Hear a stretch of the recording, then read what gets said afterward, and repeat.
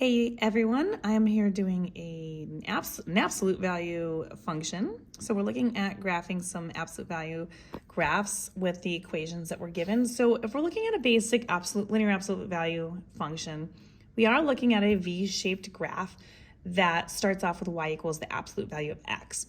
Any numbers that we have around this transform that graph into various ways. So each thing is going to make something different happen in the graph. So a typical y equals absolute value of x makes a V shape with a slope that is 1 over 1, which goes this way, and then a negative 1 over 1, which goes this way. So it's shaped this way. And it starts in the origin, and then it fans out on both sides. So as you start to add numbers to it, we start to change where its location is. So we're always going to start at the center of our graph, at the origin, and then these are going to actually help us change where we're going. So this minus 4 at the end of the equation is actually going to drag us down, or move us down, I should say, 4 spots on the y-axis.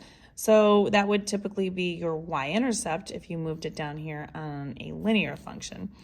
Now, the thing is that you do have these absolute value bars with a minus 2 inside of it. So we've now transformed it by moving it down 4 spots, which is this part right here.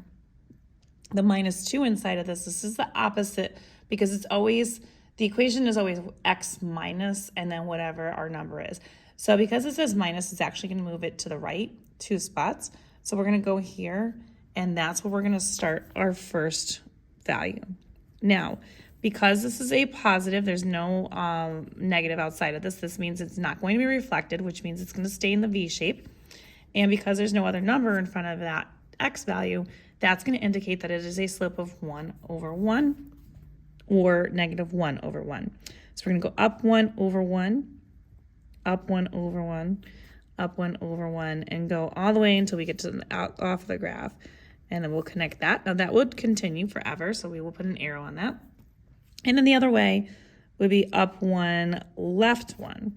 So you would go this way. And so up 1, left 1, and then you can keep going, and then you have your linear absolute value graph for this particular equation. If you want more questions like this, you can find them on my YouTube channel, You Want Algebra, and check them out under the linear absolute value section.